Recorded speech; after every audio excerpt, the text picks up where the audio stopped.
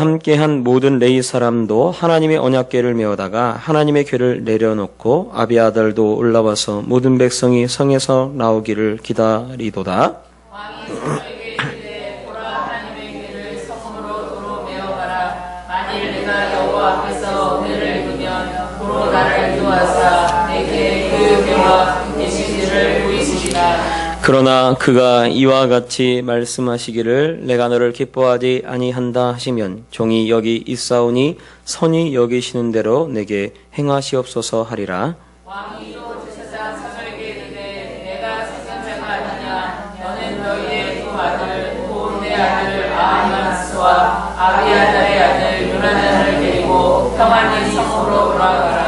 너희에게서 내게 알리는 소식이 올 때까지 내가 광야 나루토에서 기다리리라 하니라. 사독과 아비아달이 하나님의 궤를 예루살렘으로 메어다가 놓고 거기 머물러 있으니라. 다윗이 감람산 길로 올라갈 때에 그의 머리를 그가 가리고 맨발로 울며 가고 그와 함께 가는 모든 백성도 각각 자기의 머리를 가리고 울며 올라가니라. 어떤 사람이 다윗에게 아뢰되 압살롬과 함께 무관한 자들 가운데 아히멜렉이 있나이다 하니 다윗이 이르되 여호와여 원하건대 아히멜렉의 모양을 어리석게 하옵소서 하니라. 다윗이 하나님을 경배하는 마루턱에 이를 때에 아렉 사람 후세가 옷을 찢고 흙을 머리에 덮어 쓰고 다윗을 맞으러 온지라. 다윗이 그에게 이르되 내가 만일 나와 함께 나가면 내게 눈을 긁으리라. 그러나 내가 만일 성읍으로 돌아가서 압살롬에게 말하기를 왕이여 내가 왕의 종이니이다. 전에는 내가 왕의 아버지의 종이었더니 이제는 내가 왕의 종이니이다 하면 내가 나를 위하여 아히도벨의 모략을 패하게 하리라. 사독과 아비아달 두 제사장이 너와 함께 거기 있지 아니하냐. 내가 왕의 민 중에서 무엇을 듣든지 사독과 아비아달 두 제사장에게 알리라. 그들이 두 아들 곧 사독의 아히마스와 아비아달의 요나단이 그들과 함께 거기 있나니 너희가 듣는 모든 것을 그들 편에 내게 소식을 알릴지니라 하는지라. 다윗의 친구 후세가 곧 성읍으로 들어가고 압살롬도 예루살렘으로 들어갔더라. 아멘. 제가 기도하겠습니다. 사랑하는 하나님 아버지, 주님의 은혜와 사랑 감사합니다. 이 시간 우리가 다 하나님 말씀 앞에 있습니다. 하나님께서 이 시간에 말씀하여 주시고 그 말씀이 우리 영혼의 생명되게 하시며 또 하나님 말씀 깨닫고 하나님 말씀대로 살아가는 우리 모두 되게 도와주시옵소서. 연약한 자 또 주의 말씀 들고 섰습니다. 온전히 주의 말씀되게 전할 수 있게 도와주시고 지혜도 주시고 능력도 주셔서 온전히 하나님의 말씀을 대언할 수 있도록 주님 도와주시옵소서. 감사드리며 거룩하신 주 예수님 이름으로 기도합니다. 아멘. 할렐루야. 예. 사람의 마음이 어디에 가 있느냐가 너무나 중요합니다. 그래서 예수님은 우리의 보물이 있는 곳에 우리의 마음이 가 있다는 거예요. 그래서 물론 예수님은 이 보물이라고 했을 때 사람들이 재물을 귀하게 여기면 재물에 마음이 가 있고 또 사람을 귀하게 여기면 사람에게 마음이 가 있고 그렇게 하죠. 하나님은 외모보다 중심을 보신다고 했기 때문에 사실은 이 마음을 더 중요시 여기고 마음을 더 바라보고 계십니다. 그래서 다윗에게 그동안 다윗에게 중심이 되었던 것이 다윗이 물론 회개를 했지만 회개한 이후에도 다윗의 마음속에 무엇이 중심이 되어 있었냐면 하나님이 중심이 되어 있는 것 같지는 않습니다. 왜냐하면 어디서 볼 수 있냐면 그가 회개하고 돌아와서 그의 자녀들에 대해서 어떻게 하냐면 자녀들의 죄를 가리죠. 자꾸 가립니다. 자녀들의 죄를 가리는 이유가 제가 지난주에도 말씀드렸듯이 자녀들이 잘하면 자기한테는 영광이겠지만 자녀들이 그 암논이나 압살롬이나 이렇게 살인을 하거나 자기 누이 동생을 범하거나 하는 그런 일들은 다윗의 왕권에 도움이 되지 않아요. 그러니까 자꾸 다윗이 그 일을 드러내지 않고 공로나 삼지 않습니다. 왜냐하면 자신의 왕권과 자신의 지위가 도전을 받기 때문에 그 권위가 무너질 것을 굉장히 생각하고 있었던 것을 우리가 말씀을 통해서 추측할 수가 있습니다. 또 다윗이 범죄했을 당시에 물론 하나님이 책망하기 전에 어떤 일이 있었냐면 바로 이 암몬이라고 하는 그곳을 점령했을 때 요압이 암몬을 거의 다 점령해 놓고 나서 이 다윗을 부르죠. 다윗 보고 들어가서 차지하라라고 얘기를 합니다. 그 이유는 무엇이냐면 이 요압이 들어가서 그 성을 차지하면 그 성읍을 이기고 차지한 것이 요압이라고 하는 사람으로 불릴까봐 두렵기 때문에 왕이 오셔서 왕이 들어가서 왕이 차지하십시오라고 얘기를 하죠. 그러니까 다윗이 그 요압의 그 이야기를 듣고 그대로 가서 그를 차지합니다. 그리고 그 암몬의 밀곰 그 우상의 그 왕관을 자기 머리도 써보기도 하고 그렇게 하죠. 그러니까 다윗의 이 마음이 사실은 어디에 가 있었냐면 다윗도 사람인지라 그가 왕이 딱 되니까 그도 왕권을 지키려고 하고 왕위를 지키려고 하는 그런 마음을 먹고 그런 마음이 되어 있었던 거예요. 그래서 사무엘하 보면 분명히 다윗이 회개하고 다윗이 정말 하나님 앞에 나가서 그렇게 회개하고 또 자기 아들이 죽어가기 때문에 일주일간 금식을 하고 그리고 막 그 옷을 찢고 죄를 무릅쓰고 그렇게 기도하는 내용이 나와요. 그럼에도 불구하고 다윗이 그 다음부터 그 다윗이 하는 모습들은 자꾸 잘못된 것들이 막 드러나기 시작합니다. 언제까지 드러나냐면 지금 오늘 이 압살롬에 의해서 쫓겨날 때까지 계속해서 다윗이 잘못하던 이야기가 나와요. 그런데 이 기간이 뭐 1, 2년도 아니고요. 압살롬이 반란한 것만 해도 압살롬이 자기 형을 죽이고 반란을 일으키는 것까지 그것만 해도 벌써 7년이에요. 7년이 아니라 사실은 압살롬이 장성하고 그러니까 왕으로서 지금 그가 왕이 된 이후에 한참 거의 한 20년이라는 한 거의 그 시간 동안이 흘러가는 동안에 그의 마음이 조금 변해 있었던 것입니다. 그래서 변해 있기 때문에 그가 그 왕권을 지키기 위해서 애쓰고 노력하는 모습들이 보여져요. 그런데 오늘 다시 이제 이 다윗이 도망치게 되죠. 압살롬에 의해서 도망치게 되니까 바로 도망치었을 때 그 모습이 드러나면서 다윗이 다시 예전으로 돌아가 있는 모습이 보입니다. 여러분 이게요 다윗에게 보면 다윗도 보면 다윗이 자기가 왕권을 유지하려고 하고 왕인 척하고 왕인 것처럼 그렇게 행동하는 시절이 있고요. 다윗의 이 통치 기간을 보면 다윗이 왕이었지만 왕이 아닌 모습이 있습니다. 그가 하나님의 언약궤를 예루살렘을 점령을 하고 예루살렘으로 수도를 옮기고 나서 그가 제일 먼저 했던 일은 무엇이냐면 하나님의 언약궤를 예루살렘으로 가져왔던 일이에요.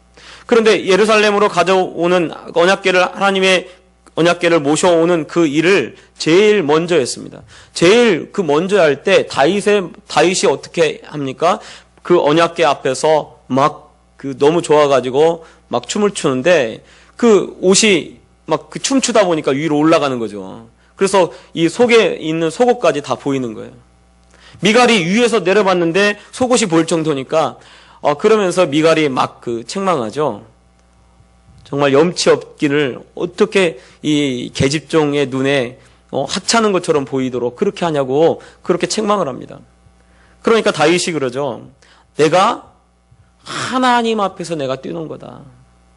즉 그 말은 다윗이 그 언약궤 앞에서 막 뛰어놀 때 어떤 마음이었냐면 다윗은 왕이 아니에요. 왜냐하면 손을 잡고 춤을 출 때 제가 말씀드리기를 손을 잡고 춤을 추는 그것이 어떤 것을 의미하냐면 손을 잡고 춤을 추는 것은 백성들이 왕의 행렬 앞에서 춤을 추는 것을 의미합니다. 그러니까 하나님의 언약궤가 들어오는데 하나님의 언약궤가 마치 왕이 들어오는 왕의 행차와 같고 다윗은 백성 중에 하나로 백성들과 함께 손을 잡고 춤을 췄던 거예요. 그러니까 그가 왕이었지만은 자기는 스스로 왕이 아니라고 생각을 했던 거예요. 왕이 아니라고. 그래서 언약궤가 들어올 때 그가 왕이신 그 하나님 앞에서 자기가 막 열심히 춤을 췄던 거예요. 그것도 백성들이 왕의 행렬에 춤을 추는 것과 똑같은 방식으로 춤을 췄습니다. 그래서 미갈이 책망을 했던 것이고 모든 백성들이 봤을 때 백성들하고 손잡고 똑같이 추니까 아마 이 백성들을 생각했을 때 너무 이상한 모습이었을 거예요. 그러나 다윗은 하나님이 왕이었습니다. 그런데 그러고 시간이 좀 지나가요. 지나가고 나니까 이제 다윗이 어느덧 왕이 되었습니다. 그는 물론 그때도 왕이었어요. 그런데 지금 이 압살롬에 쫓겨나기 전까지 그는 왕이었습니다. 그런데 지금 이 법궤 앞에 있는 이 다윗이 하나님의 법궤가 지금 그를 기다리고 있죠. 사독이 이 하나님의 법궤를 메어가지고 언약궤를 메어서 정말 다윗을 기다리고 있었던 거예요. 다윗이 딱 나가보니까 하나님의 언약궤가 그 앞에 있는 거예요. 제사장들이 가지고 온 거예요. 다윗이 말합니다. 언약궤를 도로 가지고 다시 가져다 놔라. 왜냐하면 종이 여기 내가 만일 여호와 앞에 은혜를 입으면 도로 나를 인도하사 내게 그 궤와 그 계신 데를 보이시리라 라고 이야기를 하면서 26절에 또 뭐라고 얘기하냐면 내가 너를 기뻐하지 아니한다 하시면 종이 여기 있사오니 선히 여기시는 대로 내게 행하시옵소서 하리라 라고 얘기합니다. 보면 사실은 언약궤가 너무 중요하죠. 왜냐하면 이스라엘은 전쟁이 날 때 보면 언약궤를 앞세웁니다. 언약궤를 앞세우면 사람들이 언약궤 앞세웠을 때 사람들이 모이기도 하고요. 그리고 전쟁에서 승리하기도 합니다. 그래서 언약궤는 굉장히 중요하죠. 왜냐하면 하나님의 임재를 상징하는 것이기 때문에 그렇습니다. 그런데 하나님의 임재를 상징하는 언약궤를 가지고 가는 것이 다윗에게 더 유익한 거 아니겠어요? 그런데 다윗이 가지고 가려고 하지 않습니다. 하나님의 언약궤를 자기와 함께 가는 것을 원치를 않아요. 왜냐하면 다윗이 지금 자신은 하나님께 징계를 받고 있다는 것을 알고 있습니다. 그러니까 자기가 하나님께 징계를 받는데 어떻게 하나님을 징계받는 자기와 하나님을 같이 하나님의 궤를 모시고 가겠느냐라고 사실은 이야기를 하는 거죠. 그런데 말씀을 보면 지금 다윗이 뭐라고 얘기를 하면 종이 여기 있사오니 이렇게 얘기합니다. 하나님의 언약궤 앞에서 다윗이 어떤 이야기를 하고 있냐면 자기가 종이다라고 이야기를 합니다. 종이라. 그러니까 하나님의 언약궤 앞에서 마치 하나님이 왕이시고 하나님 앞에서 지금 다윗이 하나님이 허락하시면 내가 하나님을 다시 뵈려니와 하나님이 허락하시지 않으면 그가 선히 여기신 대로 내게 행하기를 원합니다 라고 이야기를 하죠. 마치 다시 다윗의 마음속에 왕이 누구냐면 바로 하나님이 다윗의 마음속에 왕이 되고 있어요. 또 다윗이 보면 여기 이 30절에 보면 이렇게 돼 있죠. 감람산 길로 올라갈 때 그 머리를 그가 가리고 맨발로 울며 가고 그와 함께 가는 모든 백성들도 각각 자기 머리를 가리고 울며 올라가니라 라고 되어 있습니다. 아주 굉장히 특이한 장면인데 왜냐하면 왜 특이한 장면이냐면 여러분 왕이 도망가는 거예요. 지금 왕이 도망갑니다. 요즘 그 사극 보니까 그 징비록인가 거기 보니까 그 조선 그 선조가 나오잖아요. 선조가 도망갈 때 그냥 걸어서 도망갑니까? 아니죠. 말을 타고 가든지, 그리고 가마를 타고 가든지, 그렇게 해서 도망을 가죠. 선조가, 그렇게 도망가지, 걸어서 그렇게 도망치지 않습니다. 왜냐하면 왕이기 때문에 그래요. 그런데 오늘 말씀해 보면 다윗이 어떻게 가고 있습니까? 그의 머리를 그가 가리고 가고요. 맨발로 울면서 가고 있습니다. 울면서라고 하는 것은 통곡하며 가고 있는 겁니다. 통곡하며. 그냥 눈물을 조금씩 찔끔찔끔 흘리는 게 아니고 이거는 통곡하면서 엉엉 울면서 가고 있는 거예요. 맨발로. 그러면 신발이 없습니까? 아니에요. 신발이 있어요. 신발이 있음에도 불구하고 그가 맨발로 가고 있는 겁니다. 여러분 지금처럼 아스팔트면 얼마나 좋겠습니까? 보도블록 쫙 깔리고 그러면 걷기도 편할 거예요. 그런데 그런 곳이 아니죠. 비포장입니다. 비포장. 돌도 있고요. 그리고 여러 가지 지금 감람산 산길을 올라가고 있으니까 여러분 산길을 올라가는데 이 길이 얼마나 험하겠습니까? 그런데 그럼 거기서 걸어가는데 어떻게 걸어가요? 머리를 가리고 그리고 맨발로 그리고 올라가고 있어요. 맨발로. 이것은 더 이상 하나님 앞에서 자기를 낮추고 있는 것이고요. 그리고 더 이상 자기가 왕이 아니다라는 것을 고백을 하고 있습니다. 왕이 아니기 때문에 걸어가는 거예요. 왕이 아니기 때문에 자기가 왕이 아니고 나는 지금 하나님께 징계를 받는다라고 여기기 때문에 그냥 맨발로 그렇게 걸어가고 있는 것입니다. 그러니까 지금 다윗의 마음이 어디에 가 있냐면 누구의 마음에 들도록 하려고 애를 쓰고 있냐면 지금 하나님 마음에 들도록 하려고 애를 쓰고 있는 거예요. 다윗이 왕권을 유지하고 왕권을 지키려고 할 때는 마음이 어디에 가 있냐면 백성들의 마음을 얻으려고 하고 있습니다. 여러분 이 사울 왕이 왜 패함을 받고 왜 정말 그 왕권을 잃어버리게 됩니까? 그가 그 마음속에 백성들의 인기를 얻으려고 했을 때 그가 버림을 받게 돼요. 그런데 어느덧 다윗의 마음도 자꾸만 다른 사람들의 이목, 다른 사람들의 그 마음에 들도록 그렇게 하는 거죠. 그래서 누가 이렇게 지켜보면 잘하고요. 누가 안 지켜보면 맘대로 하고 이러는 거죠. 그걸 갖다가 성경은 외식이라고 합니다. 바리새인들이 바로 그렇게 했죠. 사람들이 볼 때는 큰 소리로 기도하고 그리고 사람들이 안 볼 때는 그렇게 하나님을 섬기는 것처럼 보이지 않는단 말이에요. 그러니까 주님이 뭐라고 그래? 책망하면서 외식하는 자들이여 라고 돼 있죠. 어느덧 다윗이 완전히 그 마음이 돌아왔어요. 하나님께 돌아왔어요. 그래서 그 마음이 어디를 향해 있냐면 하나님을 향해 있는 겁니다. 하나님을 향해 있기 때문에 하나님 지금 앞에서 맨발로 걸어가고 있는 거예요. 통곡하며 걸어가고 있는 것입니다. 언약궤 앞에서 자기가 왕이 아니고 종이라고 얘기를 해요.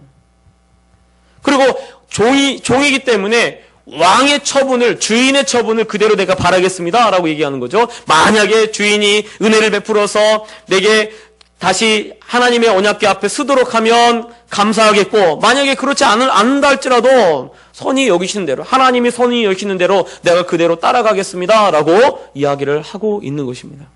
여러분, 우리가요 신앙생활하면서 왜 화가 나는지 아십니까? 가끔씩 하나님 왜 이렇게 하세요? 이렇게 하고 불만을 얘기할 때가 있는데 왜 그러냐면요, 어느덧 내가 높아졌기 때문에 그래요. 다윗이 낮아지니까요 그런 말이 없어요. 하나님의 처분을 그대로 바라겠습니다. 낮아지니까. 그래서 우리 마음속에 신앙생활하면서 내 마음이 높아졌는가 낮아졌는가 무엇으로 알 수 있냐면 바로 이것을 알 수 있는 거예요. 하나님의 처분대로 감사하고 있느냐, 하나님의 처분대로 그대로 받아들이고 있느냐 아니냐, 그걸로 내 마음이 높아졌느냐 낮아졌느냐 그걸 구분할 수가 있습니다. 만약에 내가 정말 마음이 높아졌으면 자꾸 불만이 나오고 불평이 나오고 그럴 거예요. 그런데 만약에 내가 정말 낮아져 있다면 불평이나 불만이 나올 필요가 없죠. 왜냐하면 하나님의 처분대로 하는 건데요. 하나님의 처분대로. 하나님이 은혜 주시는 대로. 하나님이 은혜를 주시면 내가 하나님 앞에 쓸 것이고, 하나님이 은혜를 주시지 않으면 내가 그 선하게 여기는 대로 그대로 되길 원합니다 라고 내가 그렇게 할 것이다 라고 하면서 맨발로 그 길을 가고 있는 것입니다. 여러분, 하나님이 우리의 왕이신 것을 믿음으로 그렇게 고백하는 우리 성도님들 되시기 바랍니다. 만약 하나님이 왕이시라면 왕이신 그 하나님이 우리를 선한 길로 인도하고 계시는 것을 여러분 우리가 알아야 될 줄 믿습니다. 왜냐하면 다윗을 하나님이 그렇게 인도해 가시는 거였어요. 지금 비록 압살롬에 의해서 징계를 받고 쫓겨나고 그리고 어려운 일을 당하고 환난을 당하고 곤란한 일을 당하고 아들이 자기를 대적해서 그러한 일이 벌어지지만 실제로 다윗에게 지금 다윗의 신앙을 더 하나님이 온전하게 만들고 더 좋게 만들고 그렇게 이끌어 가고 있습니다. 다윗은 지금 광야길로 가고 있지만 그 광야길이 오히려 하나님과 더 가까워지고 하나님을 만나는 길로 이끌어 가고 있는 것이에요. 그래서요, 사실은 광야가 참 은혜가 되어지는 거죠. 저 형이 이번에 그 설에 이제 그 형을 이제 아버지 집에서 같이 만났잖아요. 만났는데 형이 그러는 거예요.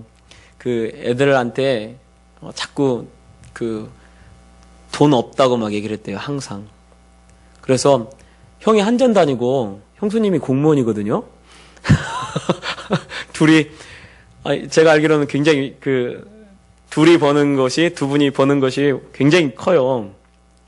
공무원이니까 지금 6급인가 7급인가 잘 모르겠는데 아무튼 그렇게 되고 공무원 생활한 지 꽤 오래 되셨어요. 20년 가까이 되고 형도 한전에 20년 정도 다니고 그러니까 사실은 굉장히 돈을 많이 벌잖아요. 그런데 자기 딸하고 아들한테 우리 조카들한테 돈 없으니까 공부 열심히 해야 한다고 그랬대요. 돈 없으니까 공부 열심히 해야 한다고. 그렇게 자꾸 해가지고 우리 이번에 이 고대 간 친구 조카가 자기 집이 가난한 줄 알고 공부를 열심히 했대요. 그래가지고 학교 가서 이 가난한 사람들 이렇게 무료로 급식하고 막 이러잖아요.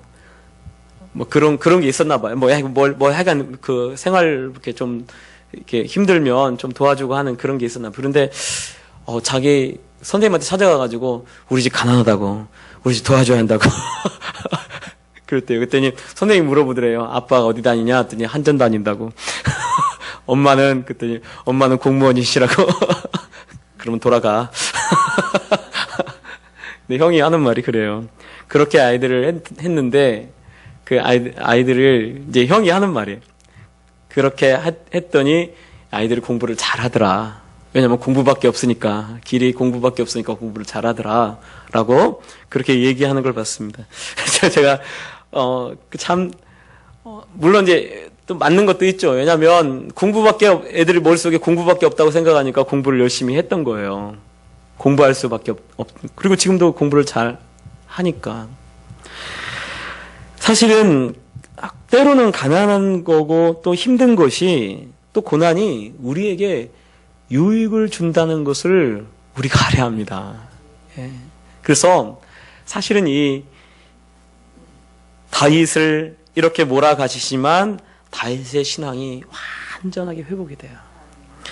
또 두 번째 말씀을 살펴보면 어떤 사람이 다윗에게 아히도벨의 이야기를 하고 있습니다. 분명히 다윗은 아히도벨이 그 압살롬의 이 모반에 참여했다는 것을 알고 있었을 것입니다. 그런데 성경에서 이 아히도벨의 이 모반에 대해서 지금 감람산을 올라가고 있는 다윗에게 먼저 어떤 사람이 언급을 하죠. 그러니까 다윗이 이렇게 얘기를 합니다. 아히도벨의 모략을 어리석게 하옵소서라고 하나님께 그가 기도하고 있습니다. 근데 너무나 신기한 것은요, 다윗이 범죄한 이후에 다윗이 하나님께 기도했다는 소리가 없습니다. 그가 암논이 그의 딸을 범했던 그런 일이 벌어졌을 때도 다윗이 기도하지 않습니다. 또 압살롬이 암논을 죽였을 때도 다윗이 기도하지 않습니다. 또 다윗이 압살롬이 돌아왔을 때도 다윗이 기도하지 않습니다. 거의 그 밧세바를 범하고 그리고 나서 우리아를 죽이고 그리고 나서 그 나단 선지자를 통해서 징계를 받거든요. 책망을 받고 그때 자기 아들이 죽어가는 그것을 보고 그때 한번 이 옷을 찢고 금식기도 한 이후에 그 이후에 다윗이 어느 부분에서 하나님께 기도하면서 지혜를 구한 적이 없어요. 지혜를 구한 적이 없습니다. 너무나 또 신기한 것이 뭐냐면 이 아히도벨이라고 하는 사람입니다. 아히도벨은 다윗의 첫 번째 가는 모사였습니다. 그래서 사무엘하 16장 23절에 보면 뭐라고 되어 있냐면 아히도벨이 베푸는 계략은 사람이 하나님께 물어서 받는 말씀과 같은 것이라 라고 되어 있습니다. 그래서 이것이 압살롬에게나 다윗에게나 일반인이라 라고 사무엘하 16장 23절에 그렇게 말하고 있어요. 그러니까 아히도벨의 계략은 지금 아히도벨이라고 하는 이 사람의 이 계략을 다윗이 굉장히 선호했고 그리고 아히도벨이 하라고 하는 대로 그대로 다 했던 것을 볼 수가 있어요. 그러면 아히도벨이 왜 갑자기 급부상하나? 그 전에 아히도벨이라는 사람이 언급이 되나? 언급되지 않습니다. 그러면 언제부터 아히도벨이라고 하는 사람이 언급이 되기 시작하냐면 다윗이 범죄한 이후부터 아히도벨이라고 하는 사람의 이야기가 언급되고 있어요. 그 말은 다윗은 원래 광야에 있을 때도 그는 어떤 모사가 필요하지 않았습니다. 그가 무슨 문제가 생기면 어떻게 하냐면 하나님께 항상 물어요. 하나님 어떻게 도망갈까요? 말까요? 저 사람들이 나를 팔까요? 안 팔까요? 넘길까요? 안 넘길까요? 다윗 사울이 쫓아오겠습니까? 안 쫓아오겠습니까? 넘어갈까요? 말까요? 도망갈까요? 저쪽으로 넘어갈까요? 그걸 다 물어봤어요, 하나님께. 그러면 하나님이 다 대답했습니다. 넘길 것이다. 도망가라. 그럼 도망가고. 그래왔거든요. 모사가 사실은 필요 없었습니다. 그가 이 블레셋이라고 하는 땅에 있을 때도 그때도 자기의 그 백성들을 다 빼앗긴 적이 있죠. 이 아말렉 족속이 와가지고 다 뺏긴 적이 있어요. 그때도 어느 누구 사람을 의지한 것이 아니라 하나님으로 말미암아 힘을 얻습니다. 힘을 얻고 나서 내가 쫓아가리까 묻습니다. 그랬더니 하나님이 쫓아가라. 그러면 능히 잡을 것이다 라고 얘기를 해요. 그래서 다윗이 그 말대로 그대로 쫓아갑니다.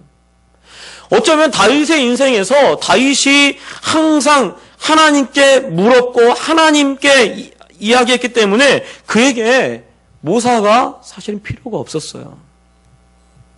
그런데 모사가 필요한 시기가 돌아오는데 언제부터냐면 다윗이 어느덧 왕이 됐을 때부터예요. 왕이 되기 전에는 항상 하나님께 묻습니다. 그가 왕이었을 때도 항상 하나님께 기도하고 하나님께 물었던 시절이 있어요. 그때는 왕이 아니었죠. 그런데 왕이 되니까 이제 모략을, 지혜를, 계략을 사람들에게 묻기 시작합니다. 그래서 이 아히도벨이 중용이 되는 거예요. 아히도벨이 중용이 되고 아히도벨의 이 계략대로 하면은 그냥 잘 이 나라가 통치가 되고 자기가 원하는 대로 되어져 갔던 거죠. 그래서 아히도벨이 베푸는 계략이 곧 하나님이 베푸는 하나님께서 하나님께 물어서 받은 말씀과 같은 것이다 라고 얘기를 하는 정도로 다윗도 아히도벨을 그만큼 의지하고 있었던 것입니다. 그리고 하나님께 물을 필요 없죠. 왜냐하면 아히도벨의 이야기를 통해서 하면은 그대로 다 되어지는 거예요. 그만큼 자기가 의지하고 자기가 붙잡아왔던 사람이 누구냐면 아히도벨입니다. 그런데 이 아히도벨이 누구한테 넘어가요? 압살롬한테 넘어가요. 그리고 이 아히도벨이 곧 압살롬의 제일 첫 번째 모사가 되어집니다. 자기가 제일 중요하게 여기고 자기가 정말 지혜롭다고 생각하고 자기가 믿고 따르고 했던 그 사람이 곧 자기의 가장 큰 적이 되었어요. 참 재밌는 게 뭐냐면 이 아히도벨의 이름의 뜻이 참 재밌습니다. 아히도벨의 이름의 뜻이 나의 형제는 어리석다 이런 뜻입니다.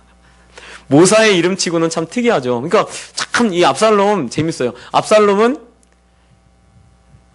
평화의 아버지.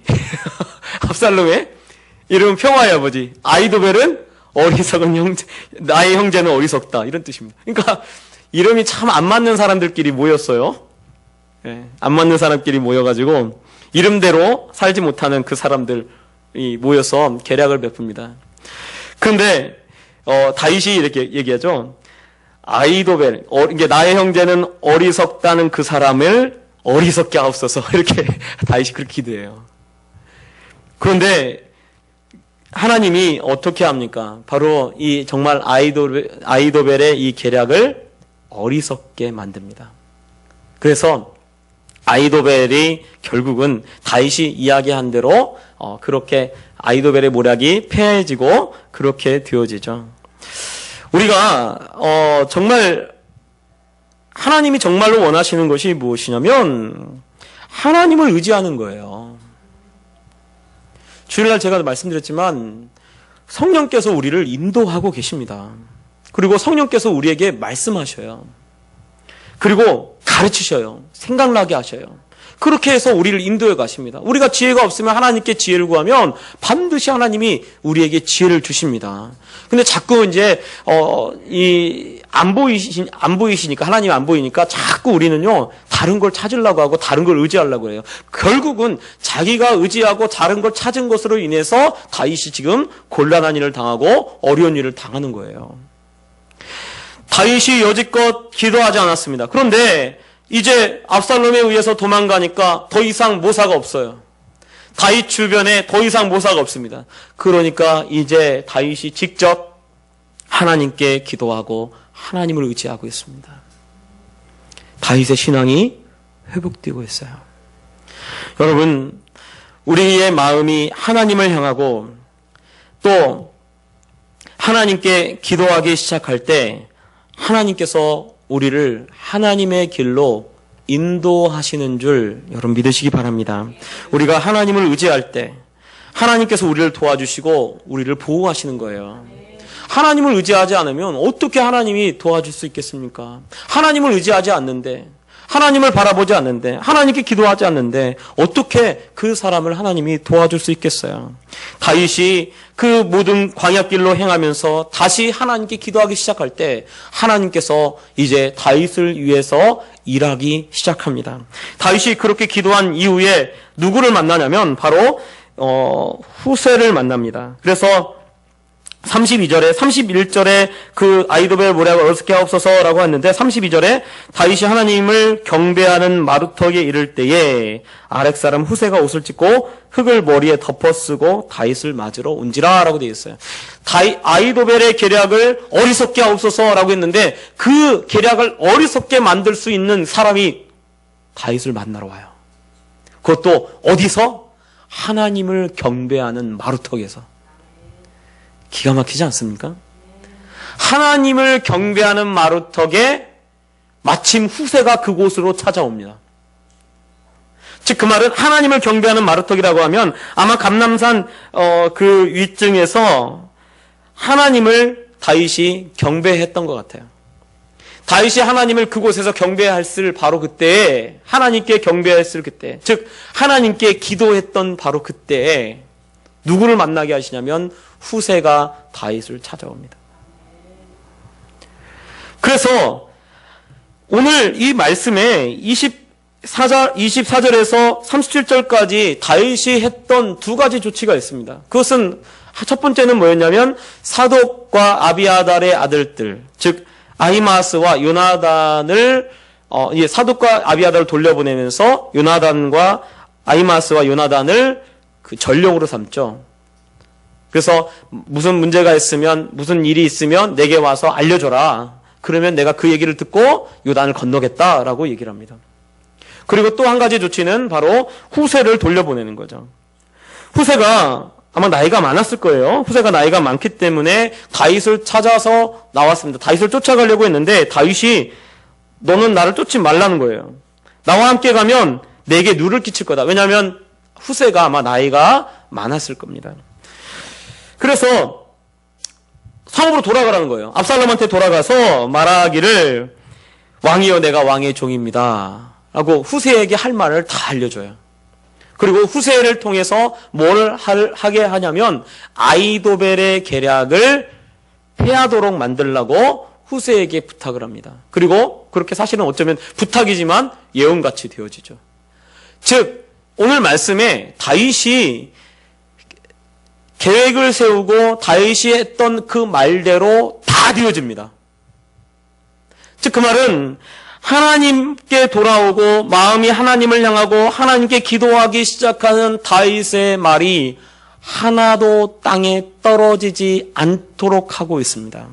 사무엘서는요, 하나님이 함께 하신다, 하나님이 도와주신다는 그것을 어떻게 표현을 하고 있냐면 사무엘서는 사무엘을 통해서 사무엘의 말이 하나도 땅에 떨어지지 아니하더라 라고 되어 있습니다.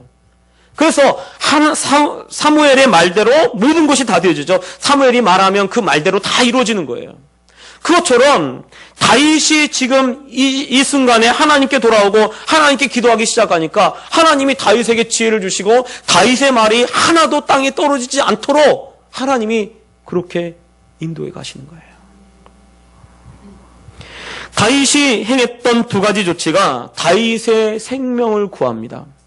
그리고 전쟁에서 승리하게 되는 결정적인 두 가지가 되는 거죠. 하나는 나중에 이제 16장에 가서 보면 이 아히마스와 요나단이 와서 소식을 전해가지고 급하게 이 요단을 건너서 도망을 가게 되고요.